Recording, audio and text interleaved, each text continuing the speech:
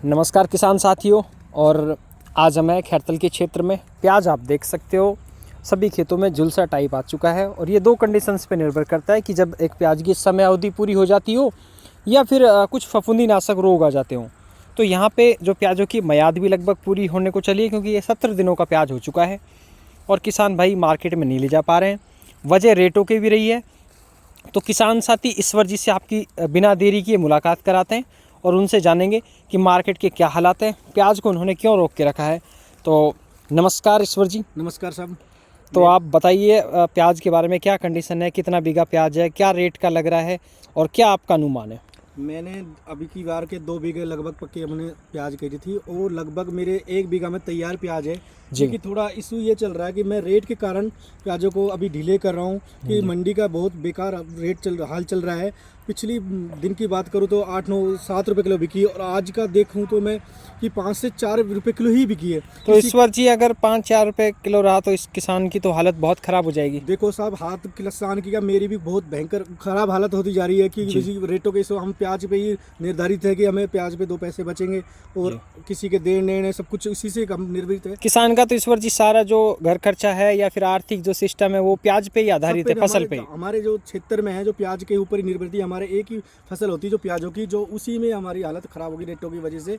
इसलिए हमको बहुत मतलब कि कुछ लग रहा है ईश्वर जी की मार्केट के रेट सुधरेंगे, कुछ खुशहाली आएगी किसानों के चेहरों पे। देखो कि मेरी अभी हमने सुनने में मिल रहा है अलवर में मंडी में, जैसे पप्पू प्रधान जी भी बोल रहे हैं कि भाई अभी कुछ सुधार हो सकता है तो 25 या अक्टूबर के बाद हो सकता है। जी, पप्पू प्रधान ने भी एक वीडियो जारी करके बोला कि सरकार थोड़ा ध्यान दे किसानों पे और प्याज के रेटों में तेजी आए। हाँ, तो उसका देखो हम अनुमान ही लगा सकते हैं, फिक्स तो कोई है नहीं कि भाई रेट बढ़ेंगे। हो सकता है अनुमान है कि 25 तारीख के बाद हमें रेट मिलने को तो अच्छा बढ़ने की। ईश्वर जी जैसे अपने 2 बीघा प्याज की शुरुआत में आपने ज़मीन तैयार की, डीएपी काम में लिया, बेसल डोज की, उसके बाद आपने खिरे बनाए, प्याज लगाई और फिर आपने लगातार स्प्रे किए, नीचे के जिंक जाइम दिए और अब प्याज यहाँ तक तैयार हुई है। तो 1 बीघा का मोटा मोटा एक हम खर्चा आपसे जानना चाहें कि कितना अमूमन खर्चा आप लगा देते हैं। देखो मैंने अब की बार क्या है, मैंने किया जब से शुरू से खर्चा हो तो मैंने पूरा नोट किया है कि भाई कैसे क्या कितना क्या है ये खर्चा।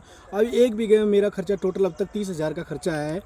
और अभी तो देखो अभी कटाई है, अभी तो काफी खर्चा बच रहा है, लेबर वगैरह और भरने का काफी खर्चा होता है। हाँ, तो अभी हो सकता है 10,000 का और खर्चा हो जाए मेरा 1 बीघा के अंदर, लेकिन टोटल खर्चा मेरा 40,000 के लगभग पहुंच जाएगा। तो किसान भाइयों जैसे ईश्वर जी ने बताया और अपन देख रहे हैं, ना तो इस बार प्याज ही अच्छी है, उत्पादन बढ़िया मिल रहा है और ना ही कोई रेट अच्छा सुनने में आ रहा है। और ईश्वर जी ने बताया कि 30 से 35,000 रुपये अभी तक वो लगा चुके हैं और 10,000 रुपये कम से कम उनके और लग जाएंगे। तो अपन मोटा मोटा बात करें तो करीब 40 से 45,000 रुपये 1 बीघा में लग जाते हैं। और उसके बाद जब किसान को रेट ना मिले तो जो उसकी सारी उम्मीदें हैं प्याज के ऊपर जिंदा हैं वो बिल्कुल धराशायी हो जाती है। अगर ऐसे हालात रहे तो अलवर जो लाल प्याज का एक बड़ा हब माना जाता है, धीरे धीरे वो पतन की ओर चला जाएगा। किसान की जो उम्मीद है वो लाल प्याज, अलवर की जो बहुत फेमस लाल प्याज है, उसका जो उत्पादन भी कम है, रेट भी कम है। तो लास्ट ईश्वर जी से हम फिर एक 2 से 3 सवाल करना चाहेंगे।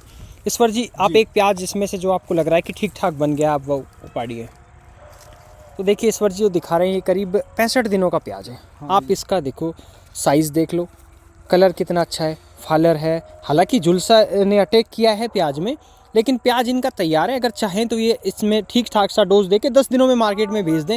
लेकिन जो आपने बताया कि रेटों की वजह से रोक के रखा है, तो अपन कितना टाइम और रोक सकते हैं ईश्वर जी इसको? लास्ट इसको 10 दिन हम रोक सकते हैं। 10 दिन के बाद में तो देना ही होगा। हमें देखो फिर 10 दिन के बाद हम ज़्यादा दिन रखते हैं तो गलन शुरू हो जाएगी। तो ईश्वर जी जैसे ये खेत आपका भी 10 दिनों में क्लियर हो जाएगा, उसके बाद नई फसल इसके ऊपर क्या करने वाले हैं आप? हम गेहूँ लगाएंगे सब। गेहूं की आप बुआई करने वाले हैं, तो गेहूं को तो अभी लेट नहीं हो रहा होगा ईश्वर जी? नहीं, अभी कोई लेट नहीं है। देखो दीपावली के बाद हम बोते हैं, लेकिन हम सोच रहे हैं कि 25 तारीख तक रेट, कुछ सुनने में मिल रहा है कि 25 तारीख के बाद रेट बढ़ेगा, तो उससे हमें कोई लेट नहीं है। 1 तारीख तक हम गेहूँ बो सकते हैं। तो ईश्वर जी आपसे काफ़ी किसान जुड़ते हैं, आप भी एक अच्छे कृषि कारक हैं और लगातार खेती में नए इम्प्रूवमेंट करना चाहते हैं। तो मैं जानना चाहूँगा कि अगर और किसान भाई आपसे थोड़ा जुड़े, नॉलेज लें, ये आपसे कुछ एरिया वाइज समस्याओं को शेयर करें, तो अपने क्या नंबर रहेंगे जिनसे वो बात कर सकें? हाँ, मेरे नंबर 9929 600 334।